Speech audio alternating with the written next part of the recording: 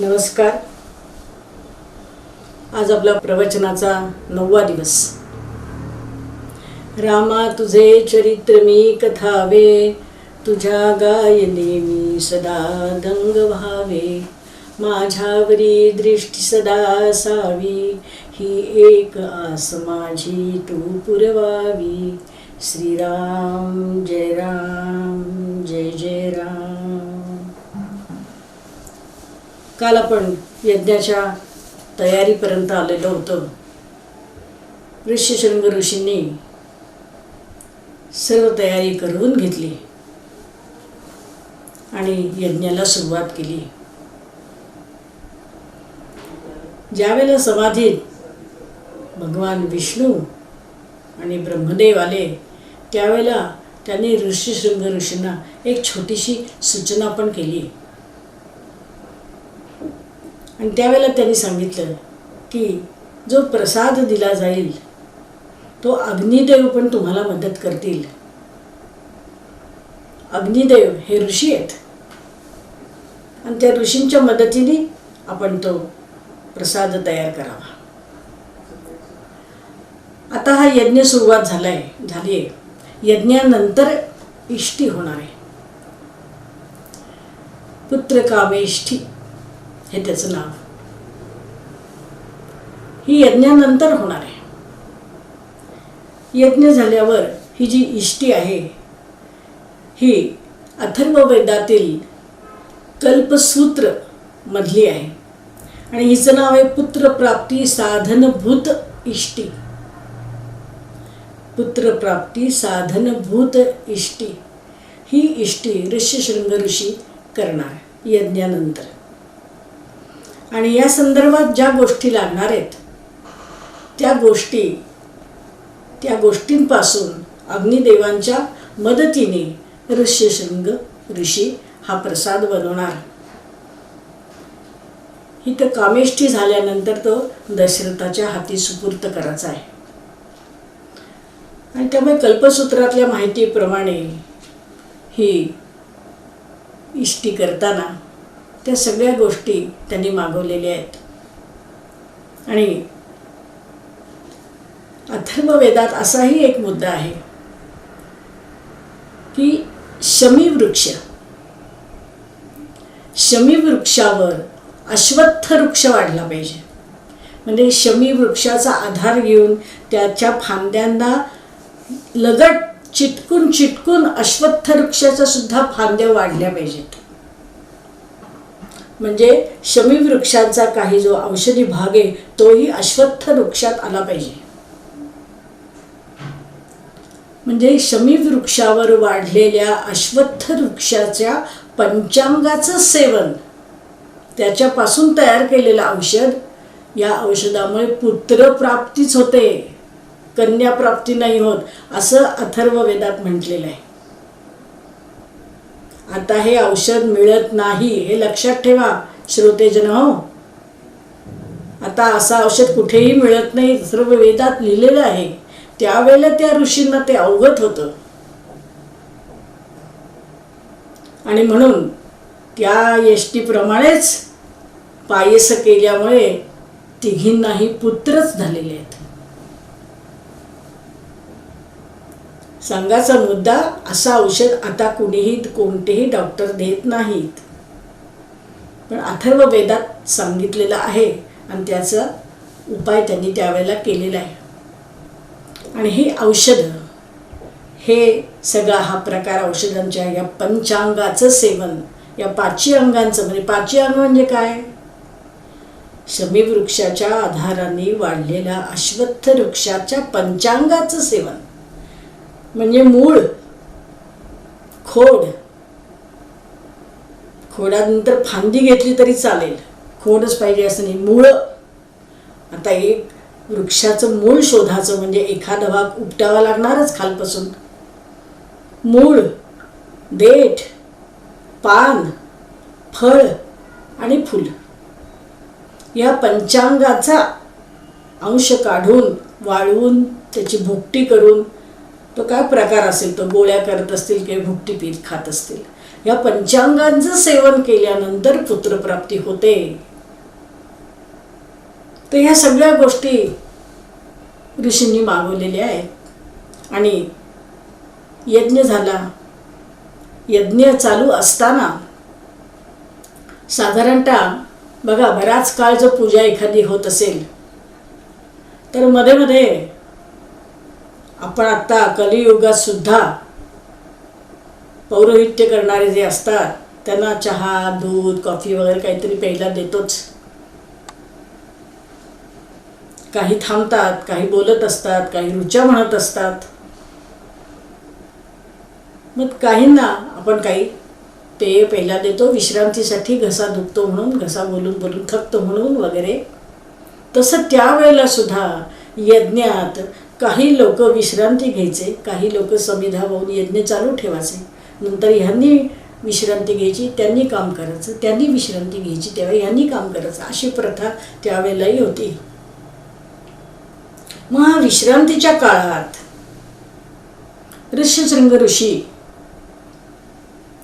यांनी विचार केला की बघू तरी खरंच रावणाला मारण्यासाठी कुणाकुणाची मानसिकता आहे.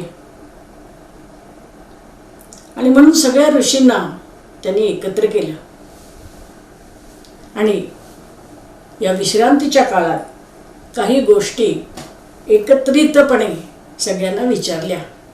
सगळे ऋषी लोक आलेले होते, त्यांना एकत्रित केलं. राजे लोक होते, ज्यांच्याकडे प्रबळ असं सैन्यबळ आहे, या सगळ्यांना एकत्र ऋष्यशृंग ऋषींनी केलं. आणि एकत्र केल्यानंतर असाच आविर्भाव त्यांनी दाखवला की प्रत्येकजण एकमेकांच्या सुखदुःखात सहभागी होऊ शकेल का. ही सुद्धा योजना किती छान आहे. आज कलियुगात सुद्धा हा प्रयोग करायला काहीही हरकत नाही. काही ठिकाणी कदाचित चालूही असेल. एकमेकांनी एकमेकांना संकटात मदत करायची, आनंदात नाही केली तरी चालेल.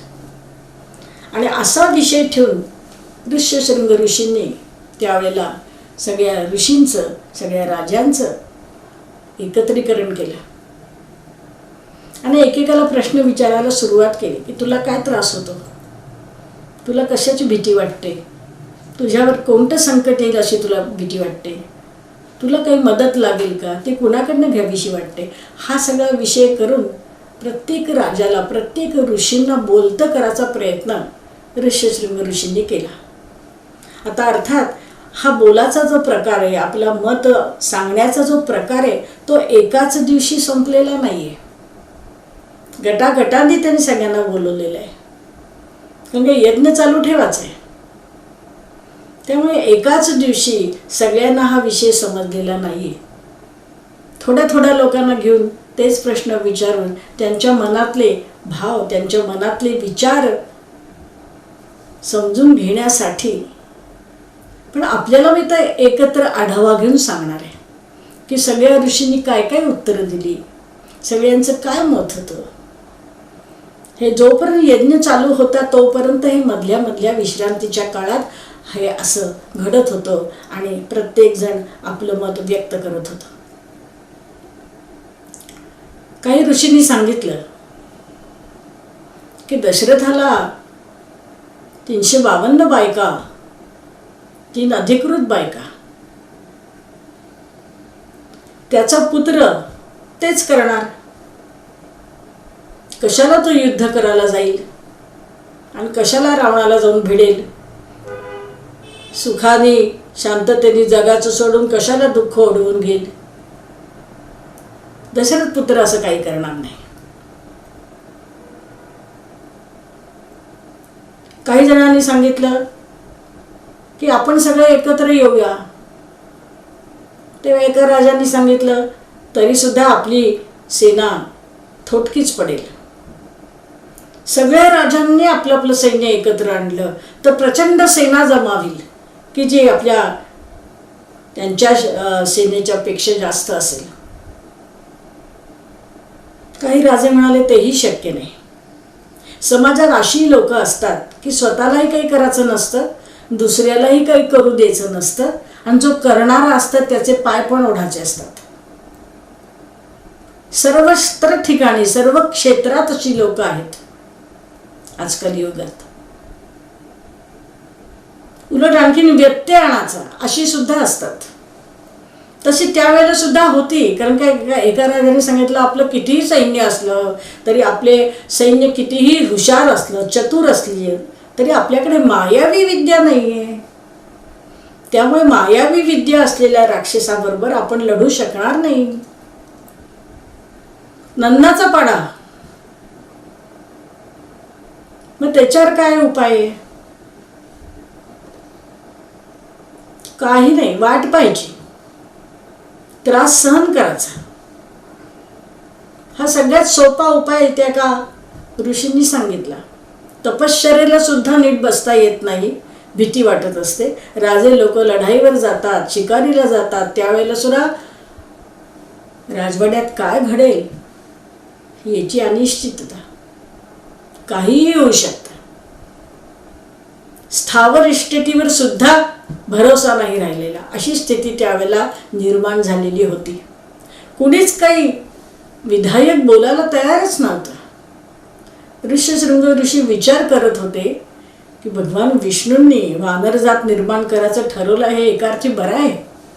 कुणीच स्वतःला त्रास होत असून स्वतः त्यात कुणीच सहभागी व्हायला तयार नाही. रस्ते स्वच्छ ठेवले पाहिजे असं सगळ्यांना वाटतं, पण प्रत्येक जण रस्त्याच्या कडेला डस्टबिन रिकामी करतं. कोण कचरा पेटीपर्यंत जाणार? कुणाला वेळ आहे? सगळीकडे घंटा गाडी येते तरी खाली उतरून केर टाकायचा नसतो. स्वच्छता हवी असते. पाणी सांभाळून वापरलं पाहिजे असं बोलणारे सुद्धा अंगणात रोज संध्याकाळी बोर विहिरीतल्या पाण्याने धुवत असतात. सांगायचं पाणी सांभाळून वापरा. तसं त्यावेळेला सुद्धा रावण मेला पाहिजे, पण त्यात मी सहभागी नाही होणार. त्यावेळेला सगळे ऋषी बसलेले होते. एक एक जण आपल्या अकलेचे तारे तोडत होते. हे असं होईल, मग तसं होईल, मग रावण मरणारच नाही, आपल्याला हे सहन करावं लागेल. दशरथ पुत्र तेवढा हुशार निघेल की नाही, शूर निघेल की नाही, तो जास्त बायका करेल का? अनेक तऱ्हेचे वेगवेगळे विचार मांडले जात होते. आणि हे सगळं पाहत असताना विश्वामित्र ऋषींनी विचार केला की कुणीच तयार होत नाही. आणि त्यावेळेला विश्वामित्र ऋषी उभे राहिले आणि त्यांनी सगळ्यांना बोलायचं थांबवलं आणि स्वतः बोलायला लागले. ते म्हणाले ही जबाबदारी मी घेतो. एक ऋषी असं सांगतायत की ही जबाबदारी मी घेतो. कुठली जबाबदारी? दशरथ पुत्राकडून रावणवध करून घेण्याची जबाबदारी. सगळीजण चेष्टा करतात, कसं शक्य आहे, कसं शक्य आहे. पण मी शब्द देतो, मी वचन देतो, मी प्रतिज्ञा करतो की मी हे करून दाखवेन. दशरथ पुत्राकडून मी रावणवध करून घेईन. त्यामुळे विषय संपला. सगळ्यांचं काम झालं आपोआप. काही कष्ट न घेता सगळ्यांना फायदा मिळणार आहे. लढणारे वेगळेच असतात, मागणारे वेगळे असतात. तुम्ही ही मागणी मागा हे सांगणारे वेगळे असतात. संप करणारे वेगळे असतात, पण संप घडवणारे वेगळे असतात.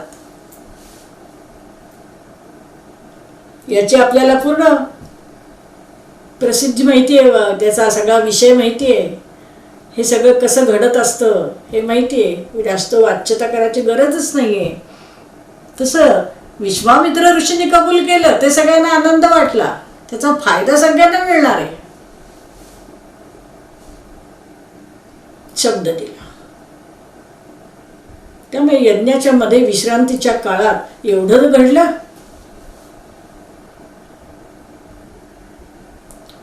यज्ञानंतर इष्टी सुरू झाली. पुत्रप्राप्ती साधनभूत इष्टे, कल्पसूत्रामध्ये. आणि इष्टीच्या मध्ये जो अग्नी निर्माण होतो, त्या अग्नीतून भगवान विष्णूंनी सांगितल्याप्रमाणे अग्निदेवांनी आणि ऋष्यशृंग ऋषींनी जो प्रसाद तयार केला होता, पायस असं त्याला नाव आहे. हा पिंड स्वरूपात नाहीये, घट्ट स्वरूपात नाहीये, पातळ आहे. हा पातळच का बरं प्रसाद दिला? पंडित सातवळेकर त्यांच्या टीकेमध्ये असं म्हणतात की वर्षभर जे व्रत पाळलं दशरथ राजांनी आणि राण्यांनी, जे सात्विक भोजन वर्षभर केलं, विचारानेही सात्विक राहिले आणि सेवनानेही सात्विक राहिले, आणि त्यामुळे वर्षभर जडान्न न खाल्ल्यामुळे पचन संस्था नाजूक झालेली असते. 2 दिवस उपास केला तरी तिसऱ्या दिवशी अन्न पचत नाही. तो वर्षभर उपवास केलेत, सात्विक आहार घेतलाय, त्यामुळे जडान्न एकदम खाऊ नये, घट्ट पदार्थ एकदम खाऊ नये अशी प्रथा त्यावेळेला होती. पातळ पदार्थांनी उपवास सोडायचा, ही प्रथा त्यावेळेला होती. आता आपण उपवास करतो म्हणजे भरपूर खातोच आणि दुसऱ्या दिवशी परत मिष्टान्न खातो, व्रत संपलं म्हणून. तर त्यावेळेला हा विचार अग्निदेवाने ऋष्यशृंग ऋषींनी केलेला आहे की वर्षभर व्रतस्थ ब्रह्मचर्य व्रत आणि सात्विक आहाराचा सगळा हा प्रकार असल्यामुळे एकदम त्यांना जो प्रसाद घ्यायचा आहे तो पातळ स्वरूपातच असावा. आणि म्हणून हे पायस पातळ स्वरूपात अग्निदेवांनी दिलेला आहे. आणि हा प्रसाद थाळीत दिलेला आहे, सुवर्ण थालीमध्ये दिलेला आहे. अग्निदेव प्रत्यक्ष तिथे आले आणि त्यांनी दशरथाला समोर बोलवलं आणि सांगितलं, दशरथा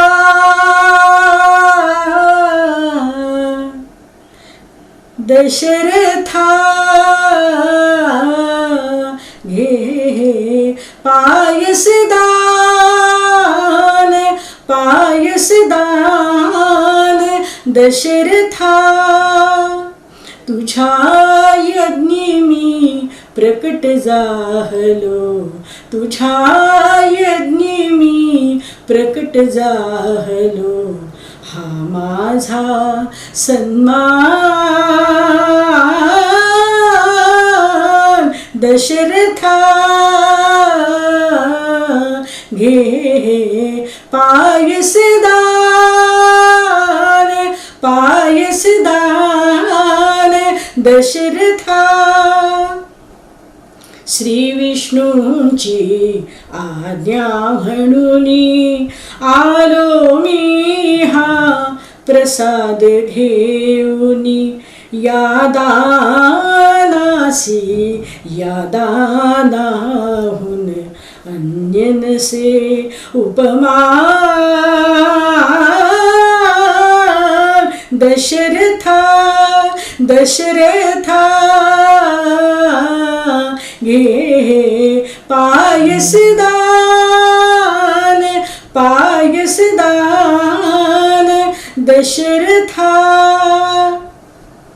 राण्या करतील पायस भक्षण, उदरी होईल वंशारोपण, त्यांच्या पोटी जन्मा येतील, त्यांच्या पोटी जन्मा येतील, योधे 4 महा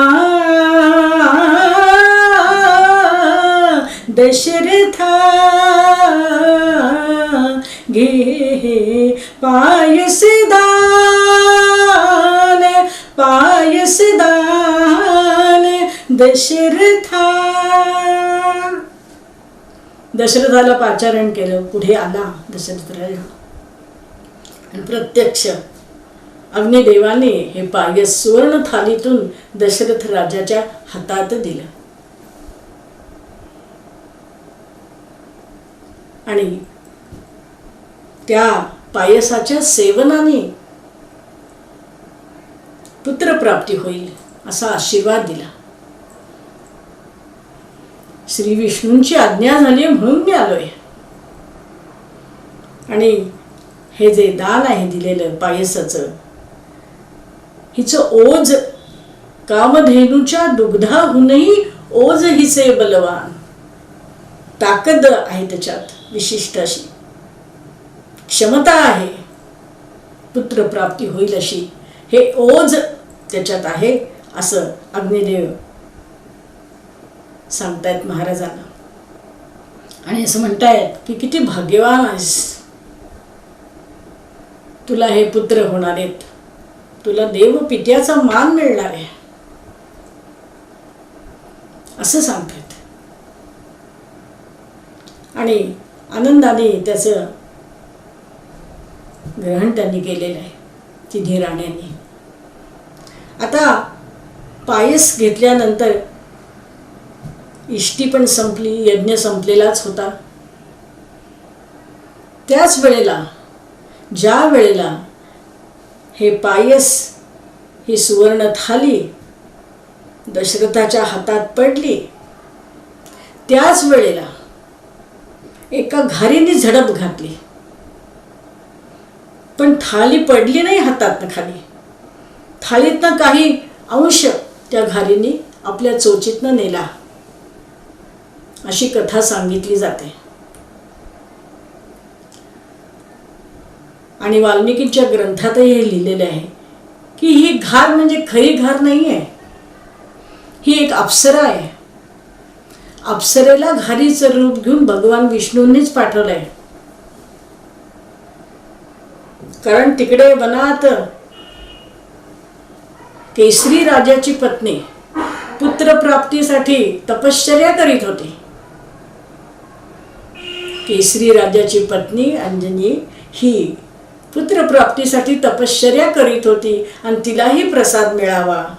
आणि तसंही वानर जमात आपण निर्माण करणारच आहोत दशरथ पुत्राच्या मदतीसाठी. त्याच्यात हिच्या पुत्राचाही सहभाग असावा. अर्थात त्यामुळेच ही वानर आहे आणि ह्याचाही विचार करून त्या अंजनी वानर जमातीतली तिला पुत्र व्हावा, तो ह्याच ओजस बलामुळे व्हावा, ह्याच पायसामुळे व्हावा अशी विष्णूंचीच इच्छा होती. त्यामुळे त्यांनी अप्सरेला पाठवली. अप्सरेने घारीचं रूप घेऊन थोडा प्रसाद उचलला आणि तो तिकडे तपश्चर्या करीत असलेल्या अंजनीला मिळाला. आपल्याला माहिती आहे पुढचा इतिहास आपल्या कथाभागात येणारच आहे. मग हे पायस दशरथाने आपल्या राण्यांना दिलं. वेगवेगळ्या ग्रंथात वेगवेगळे हिशोब दिलेले आहेत की पायस कसं वाटलं, वाटून कसं दिलं. तर काही ग्रंथात असं म्हटलंय की निम्म पायस दशरथाने पेलं आणि उरलेलं निम्म सुमित्रेला आणि कौसल्याला आणि कैकेयीला दिलं. कौसल्याला आणि कैकेयीला दिलं निम्म. आधी निम्म असं ता पेलं. काही ग्रंथात असं म्हटलं दशरथाने काही पेलं नाही, तिन्ही राण्यांना वाटून दिलं. प्रत्येक ग्रंथात लेखकाने आपापल्या मनाने काहीतरी बदल केलेला दिसतो. पण वाल्मिकींच्या ग्रंथात लिहिलेलं ते प्रमाण, ते खरं. वाल्मिकींनी काय लिहिलं बघू. वाल्मिकींनी असं लिहिलेलं आहे की दशरथ राजाने पायस घेतल्यानंतर स्वतः घेतलं नाही, कौसल्याला अर्ध आणि अर्ध कैकेयीला दिलं, सुमित्रेला दिलं नाही. याचं कारण कुठेही ग्रंथात नाहीये, कुठेही ग्रंथात नाहीये. पण बघा कसं असतं, कौसल्या आणि कैकेयीला दिलं. मधली सुमित्रा आहे, कौसल्या ही तिच्यापेक्षा मोठी आहे, आणि कैकेयी तिच्यापेक्षा लहान आहे. कौसल्याला असं वाटलं की मला आणि कैकेयीला दिले, हिला का नाही दिलं? हिला देणं आपलं कर्तव्य आहे. घरात मोठी माणसं जशी वागतात ती लहान पाहत असतात आणि त्याप्रमाणे वागण्याचा प्रयत्न करत असतात. हा कळत नकळत होणारा संस्कार असतो. अगदी तसंच झालं. कौसल्याच्या मनात विचार आला आणि तिने आपल्यातलं अर्ध पायस, म्हणजे बघा एक पूर्ण पोळी आहे, त्यातली अर्धी पोळी कौसल्याला मिळाली, त्यातली तिने अर्धी दिली, म्हणजे चतकोर म्हणतो आपण. तो चतकोर कौसल्याला दिला. पावभाग सुमित्रेला मिळाला आणि पावभागच कौसल्याकडे राहिला. आता आपल्या घरातल्या मोठ्या जावेने असं केलं, लहान जाऊ पण तसंच करणार. तोच आदर्श तिच्या पुढे असणार आहे. त्यामुळे कैकेयीने सुद्धा आपल्या अर्ध्या भागातला पावभाग सुमित्रेला दिला. धीरज का फल मीठा होता है असं म्हणतात ना, ते अगदी शब्दशः इथे खरं झालेलं आहे. आपल्याला का मिळाला नाही म्हणून कोणतंही अकांड तांडव सुमित्रेने केलं नाही. मी काही राणी नाहीये का, मलाही दिलं पाहिजे, माझाही अधिकार आहे वगैरे वगैरे वगैरे, काही नाही. सुमित्रा नावाची होती ती राणी आणि त्यामुळे बघा कौसल्यातला अर्धा भाग सुमित्रेला मिळाला आणि कैकेयीच्यातलाही अर्धा भाग सुमित्रेला मिळाला. त्यामुळे कौसल्या आणि कैकेयीपेक्षाही सुमित्रेकडे जास्त झाला ना, दुप्पट. पाव कौसल्याला, पाव कैकेयीला आणि अर्धा सुमित्रेला. पहा पुढे जाऊन आपल्याला हेच दिसतं की एक मुलगा कौसल्याला, एक मुलगा कैकेयीला आणि सुमित्रेला मात्र 2. आणि त्यातला एक मुलगा रामभक्त आहे आणि एक मुलगा भरत भक्त आहे, हेही आपल्याला माहिती आहे. कौसल्याने दिलेला भाग जो आहे साहजिकच लक्ष्मण आणि कैकेयीने दिलेला जो भाग आहे साहजिकच शत्रुघ्न. लक्ष्मण हा रामभक्त आहे आणि शत्रुघ्न हा भरत भक्त आहे. हे पुढे जाऊन आपल्या लक्षात येतं. त्यावेळेला या दोघींनी आपल्यातला अर्धा अर्धा हिस्सा सुमित्रेला दिलेला आहे. काही ग्रंथात असं दिलेलं आहे की पायस सेवन करताच क्षणी पुत्रप्राप्ती झाली. असं नाहीये, असं होणं शक्य नाहीये.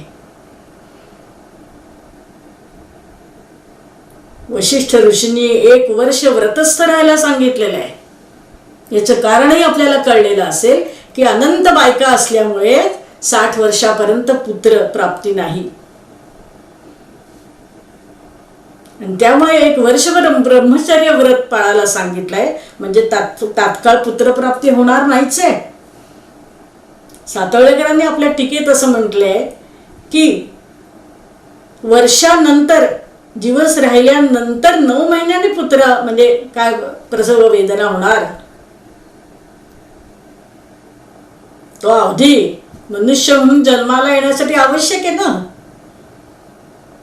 चतुष्पाद प्राणी 6 महिन्यानंतर 3 महिन्यानंतर देतात पोरं, पण मनुष्याला 9 महिने 9 दिवस,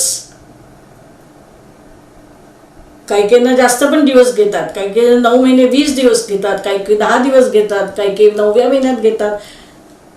साधारण सरासरी जनरली 9 महिने 9 दिवस असं गृहीत धरलेलं आहे. माणसाचा जन्म होण्यासाठी गर्भवास सहन करण्याचा एवढा कालावधी ठरलेला आहे शास्त्रीय दृष्ट्या. त्यामुळे लगेचच पुत्रप्राप्ती झाली हे खरं नाही. वाल्मिकींच्या ग्रंथात लिहिलेलं आहे पायस सेवनानंतर वर्षभरांनी पुत्रप्राप्ती झालेली आहे. त्यात सुद्धा काही ग्रंथात असं म्हटलेलं आहे की एकाच दिवशी तिघांचे जन्म झाले. एकाच दिवशी तिघांचे जन्म झाले.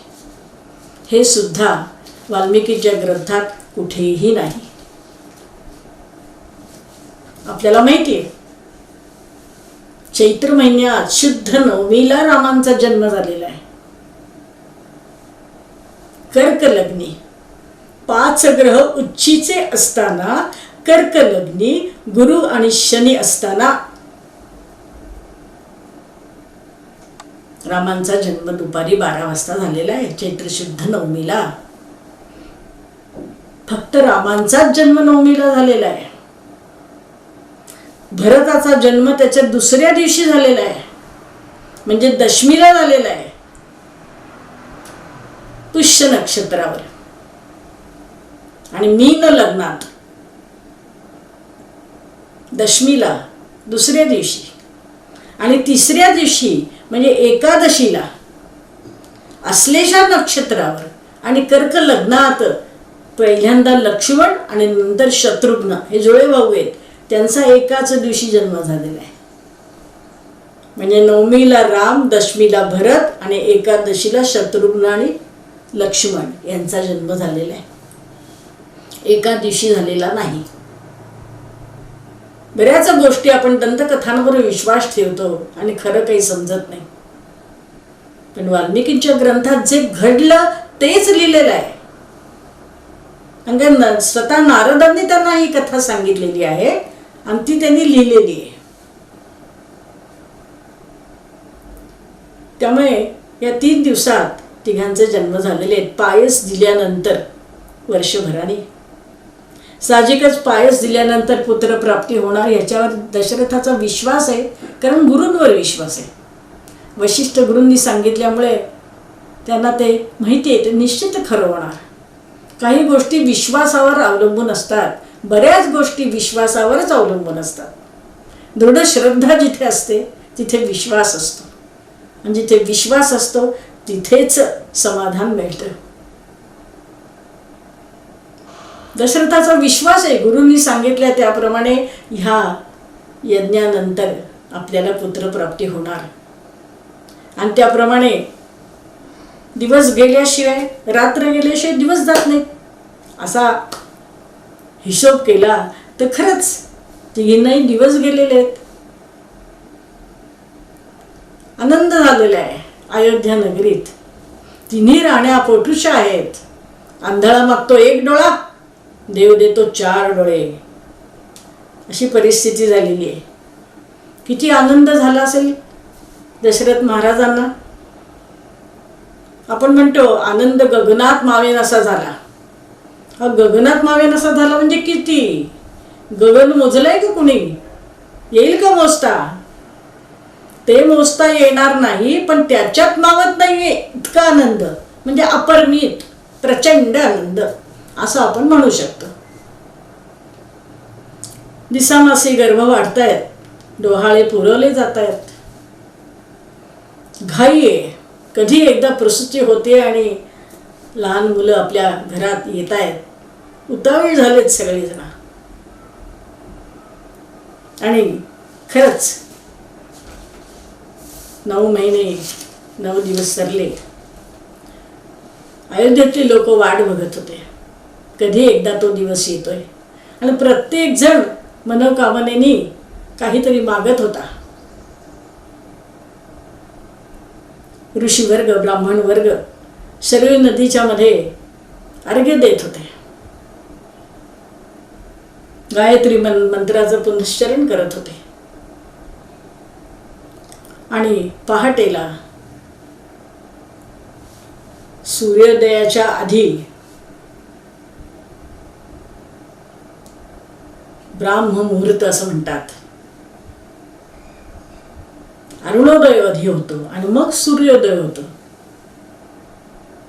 या अरुणोदयाच्या आधीच्या काळातही त्या वेळात शरयू नदीमध्ये उभे राहून ऋषी लोक सवितृला म्हणजे सूर्याला मागणी मागत होते, तुझ्यासारखाच पुत्र आमच्या राजाला दे, सगळ्यांवर सारखं प्रेम करणारा, सगळ्यांना सारखं प्रेम करणारा, सगळ्यांकडे नीट बघणारा. जसा तुझे किरण गरिबाच्या झोपडीतही पडतात आणि श्रीमंताच्या महालातही पडतात, समदर्शी जसा तू आहेस तसाच आमच्या राजाचा पुत्र समदर्शी व्हावा, मागणी मागितली. ओम भूर्भुवस्वः तस्य वितुर्वरेण्यं भर्गो देवस्य धीमहि धियो यो नः प्रचोदयात. गायत्री मंत्राचं उच्चारण सतत होत होतं. सगळ्यांचे लक्ष अयोध्येकडे, राजवाड्याकडे होतं. कधी एकदा ही बातमी ऐकायला येते. आणि नवमीचा दिवस उजाडला. सकाळपासून सगळ्यांना कुतूहल होतं मनात, आज तरी काहीतरी ऐकू येणार. कल्पनेने रंगवलेली स्वप्न ज्यावेळेला सत्यात येतील असं वाटत असतं, त्यावेळेला छातीत धडधडत पण असतं, डोळ्यातनं अश्रूही येत असतात. ती घटना येऊ नको असं वाटत असतं आणि यावी असंही वाटत असतं. अशी विचित्र स्थिती अयोध्यावासी लोकांची झाली होती. शरयू नदी सुद्धा आज खूप हळूहळू वाहते असं लोकांना वाटत होतं. जी लाटांवर उधळत खळखळत खळखळत वाहत होती, आज ती सुद्धा थोडी शिथिल झाली की काय असं ऋषी लोकांना वाटत होतं. कोकिळा ह्या झाडावरून त्या झाडावर, त्या झाडावरून ह्या झाडावर कुहू कुहू करत ओरडत होत्या. मोगऱ्याचा सुगंध सर्वत्र पसरलेला होता. वातावरण गरम होतं, तप्त होतं, तरी अंतःकरणात सगळ्यांच्या शांतता होती. सगळ्यांना वाटत होतं आज काहीतरी चांगलं ऐकू येणार. सूर्य वर येत होता, तसतसा उष्मा वाढत होता. माथ्यावर आला, सूर्य माथ्यावर आला. आणि 12 वाजता घटिका भरली आणि सकल सौभाग्यवती चुडे मंडित राणी कौसल्या माता प्रसव झाली. पुत्ररत्न झालं ही बातमी बाहेर आली, राजवाड्यात पसरली, बघता बघता अयोध्येत पसरली. उंबरठ्यावर सवाष्णांच्या रेषा, सवाष्णांच्या खुणा उमटल्या. वळचणीला बसलेले भरद्वाज पक्षी फडफडून बाहेर आले.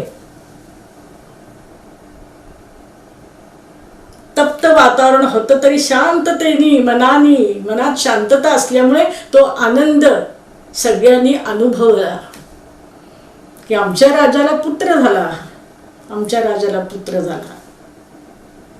आणि तो आनंद गदी माडगुळकरांनी आपल्या गीत रामायणातही प्रस्तुत केलेला आहे.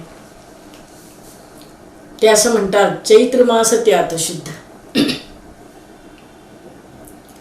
चैत्र मास त्यात शुद्ध, नवमी ही तिथी, गंधयुक्त तरीही वात, उष्ण हे किती. 2 प्रहरी कागशिरी, सूर्य थांबला.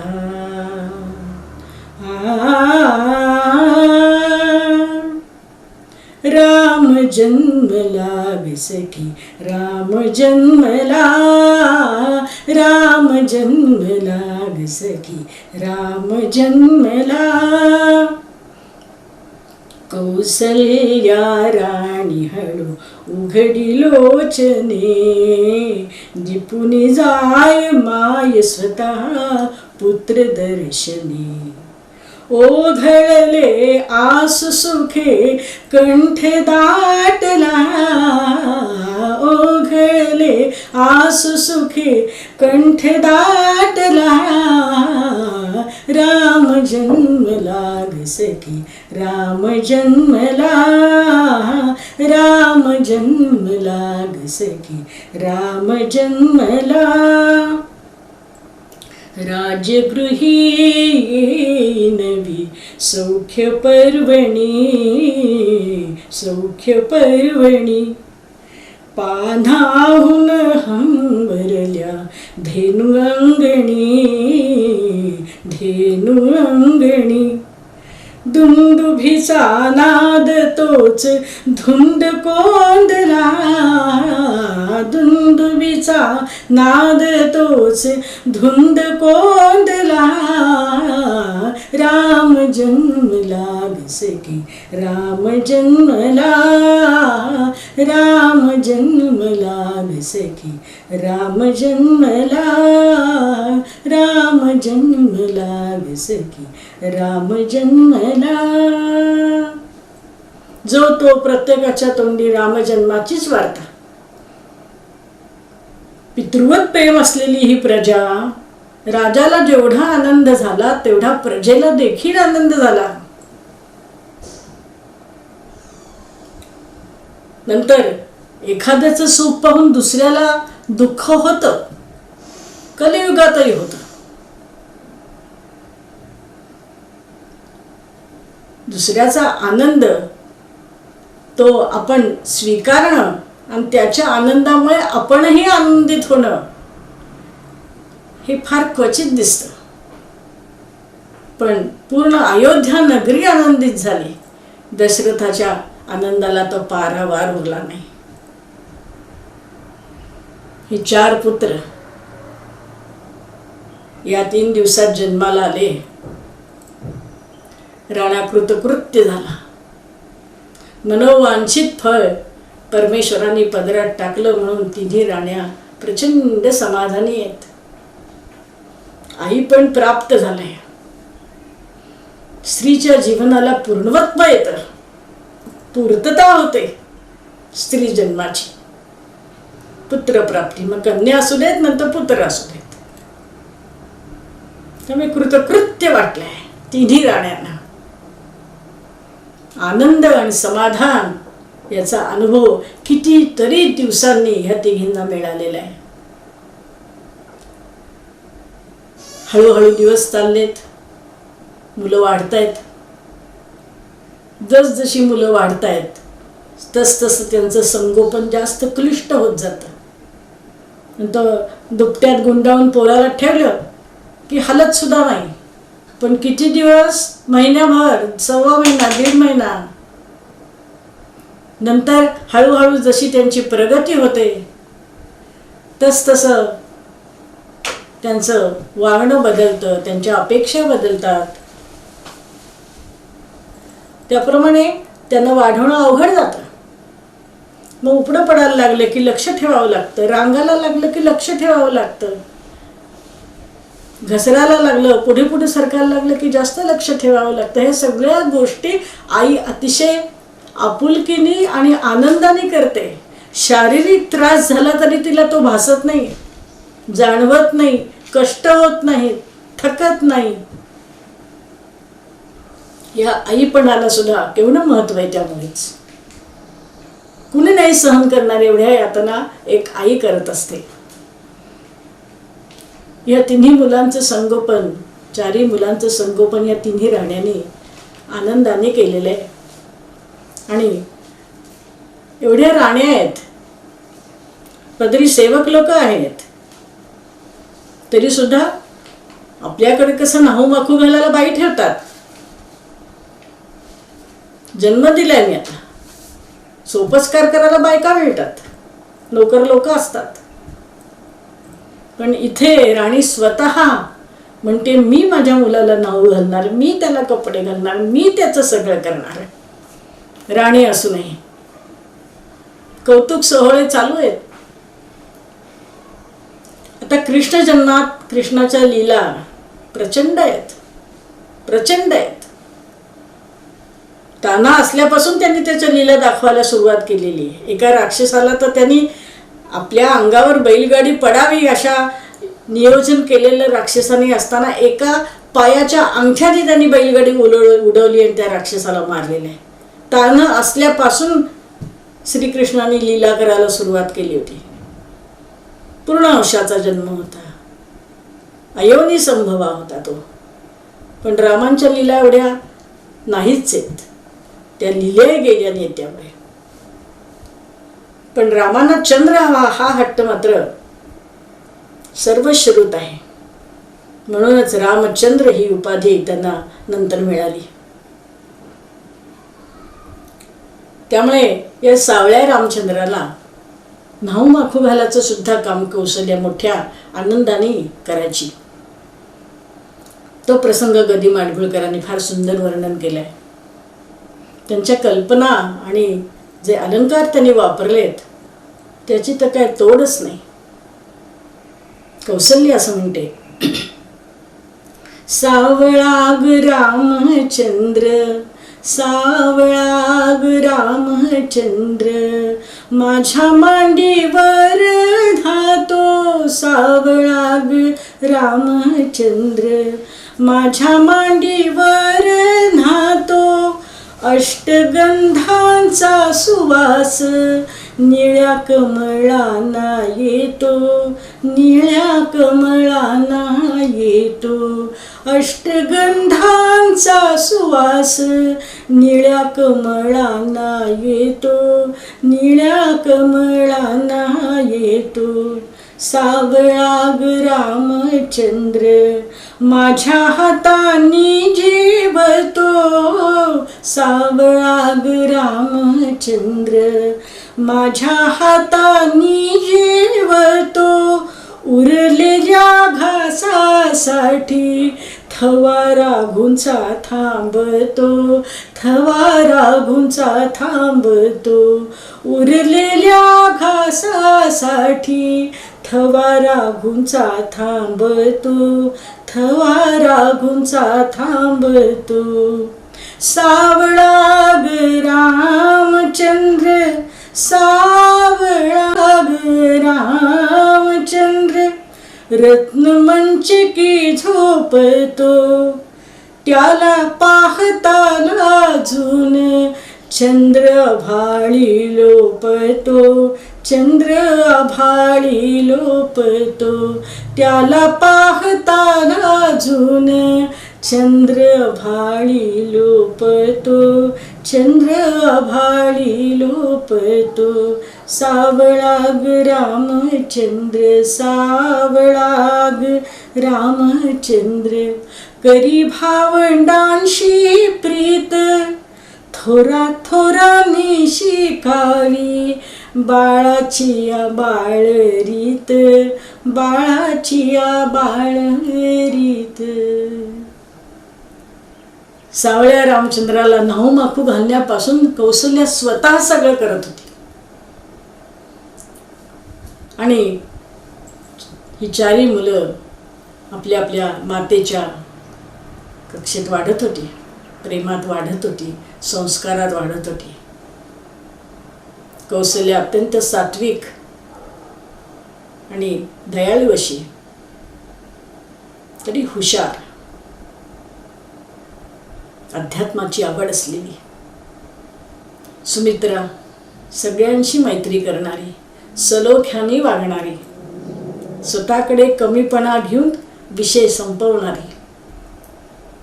कैकेयी सगळ्यात धाकटी, राजाच्या अतिशय लाडकी, चतुर, धूर्त, शहाणी, देशप्रेमी, युद्धशास्त्र निपुण, अशा अनेक कलागुणांनी युक्त अशी ही कैकेयी. अशा या तिन्ही राण्यांचे संस्कार या चारी पुत्रांवर होत होते. मग ही चारी पुत्र चांगली नाही निपजणार तर काय होणार? नसते निपजली तरच आश्चर्य होतं. हे सगळे संस्कार एक नाही 3-3 आयांनी चांगल्या चांगल्या गोष्टी शिकवल्या आहेत या मुलांना. आणि ही वाढतायत, त्यांचे खेळ वाढतायत. काही पुस्तकातून बऱ्याच गोष्टी वेगवेगळ्या ऐकायला मिळतात. पण एका पुस्तकात मी असं, मला आता पुस्तकाचं नावही आठवत नाही आहे, पण त्या लेखकाने असं लिहिलं होतं की लहानपणी खेळताना, त्यावेळेचे खेळ म्हणजे काय, लपंडाव, आट्यापाट्या. नंतर ते पाठीला हात देऊन ते थोपटून मारतात तो एक खेळ, त्याचं नावही आठवत नाही मला. असे खेळ पूर्वी होते. हे खेळ खेळताना कुणाची हार आणि कुणाची जीत असा प्रश्न ज्या वेळेला उद्भवायचा, त्यावेळेला भरत हरतोय असं म्हटल्यानंतर भरत कसा जिंकेल याचा प्रयत्न राम त्या वयातही करत होते. आणि स्वतःकडे हार घेऊन तो जिंकलाय असं दर्शवायचं. लक्ष्मण हरतोय म्हटल्यावर तो जिंकेल असा प्रयत्न करायचा. का तर त्यांना वाईट वाटायला नको. विचार तुम्ही करून बघा, वयाच्या 5व्या आणि 6व्या 7व्या वर्षी असा विचार भावाबद्दल येणं ही केवढी आश्चर्याची गोष्ट आहे. असा विचार मनात येणं आश्चर्य नाही तर काय आहे. म्हणजे लहानपणापासून भावांवर इतकं प्रेम करणारा हा श्रीराम की खेळताना सुद्धा आपल्या भावाला दुःख होऊ नये याचा विचार, आणि ते वर्तनाचं नुसतं विचारातच नाही. ही मुलं वाढतायत, हट्ट वाढतायत, खेळ वाढतायत. 5-5, 6-6 वर्षाची झालेली आहेत. आणि त्यावेळेला साधारणतः जेवायला बसलं की लहान मुलाला आधी जेवायला वाढणं हे एक फार प्रचंड काम असतं. 100 पोळ्या करायला सांगितल्या तरी चालतील, पण लहान मुलाला जेवायला भरवणं म्हणजे घरभर फिरणं, त्याला आग्रह करणं आणि ते ठरवलेला आहार त्याच्या पोटात जाणं हे फार कष्टप्रद काम असतं. आणि ते काम करताना सुद्धा रामचंद्रांचा हट्ट असायचा की माझ्या पानाभोवती सुंदर रांगोळी काढली पाहिजे तरच मी जेवेन. त्यावेळेला त्याचा रुसवा काढण्यासाठी, त्याचा राग काढण्यासाठी कौशल्याला तसं वागावं लागायचं. ज्येष्ठ पुत्र. त्यावेळेला कौशल्या म्हणायची, रुसू नको रामा, रुसू नको रामा, ये बैस पाटी. अगदी विनवणी करावी लागायची. रुसू नको रामा, ये बैस पाटी, घाली ते तुझला रांगोळी मोठी. रुसू नको रामा, चांदीचे ताट तुला चंदनाचा पाट, केशरी भात तुला आहे मोठा थाट, मी चित्र मांडीन तुझियाच साठी. रुसू नको रामा, ये बैस पाटी, घाली ते तुझला रांगोळी मोठी. रुसू नको रामा, सर्वाहुनी तुझी महिर पथोर, दोन्ही बाजूला नाचती मोर, राघू मैना वेलांची दाटी. रुसू नको रामा, ये बैस पाटी, घाली ते तुझला रांगोळी मोठी. रुसू नको रामा. त्याचा रुसवा काढल्यावर तो जेवणार. मुलांनी जेवावं यासाठी आई काहीही करू शकते, कोणत्याही अडचणींना सहजपणे पार करू शकते. असा हा हट्ट. राम हट्टी नव्हतेच हे सांगायला कोणाचीही गरज नाही. कधीही कोणत्याही बाबतीत वाल्मिकींच्या ग्रंथात सुद्धा रामाने अमुक अमुक हट्ट केला आणि तो निभवताना प्रचंड कष्ट कौशल्याला पडले असं कुठेही नाही. कृष्णाच्या बाबतीत मात्र बरेच वेळेला यशोदेला पंचायत झालेली आहे, पण रामांच्या लीला जास्त नाही आहेत. ही मुलं 6-6 वर्षाची झाली आणि वशिष्ठांनी एक विषय दशरथ महाराजांना सांगितला की आपण यांच्या मुंजी करून घेऊ. त्यावेळेला दशरथ राजा गुरूंनी सांगितले म्हटल्यावर होकार दिला. पण वाल्मिकींच्या ग्रंथात आणि सातवळेकरांनी जी टीका लिहिली आहे, त्यांनी स्वतः जो ग्रंथ सिद्ध केला त्यात त्यांनीही असं म्हटलेलं आहे की वशिष्ठ ऋषींनी दशरथ राजाला ज्या गोष्टी सांगितल्या मुंजी संबंधी, तर साधारणतः आत्ताच्या कलियुगात आपण 8वं वर्ष लागल्यानंतर 9 वर्ष लागायच्या आधी त्या वर्षभरात मुंजे करतो. पण त्यात त्यांनी लिहिलं आहे 6वं वर्ष लागल्यानंतर 7वं वर्ष लागायच्या आत ब्राह्मणांनी मुंजी कराव्यात. क्षत्रियांनी 8वं वर्ष लागल्यानंतर 9वं वर्ष लागलेपर्यंत मुंजी कराव्यात.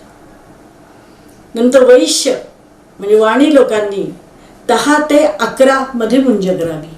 आणि शूद्रांची त्यांनी तिथीच दिली नाही, म्हणजे किती वयाच्या करावं की कोणत्याही वयात त्यांनी मुंज करावी असं सातवळेकर म्हणतात.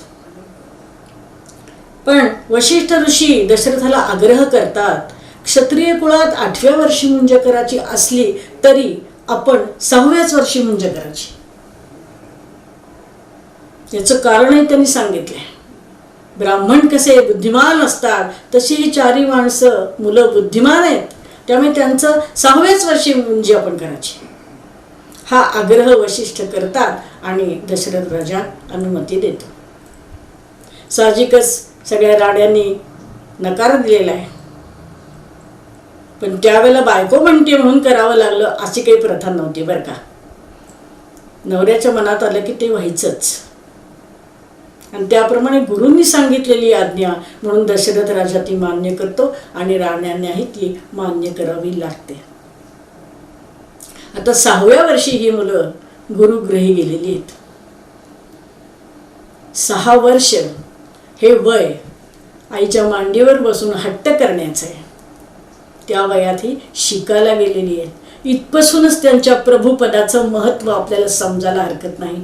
इथून पुढे रामांच्या जे बदल होतात, ज्या घटना घडतात, त्याला राम कसे सामोरे जातात, कसे ते सगळं पार करून नेतात, ह्यातूनच त्यांचं प्रभुपद समजणार आहे आपल्याला.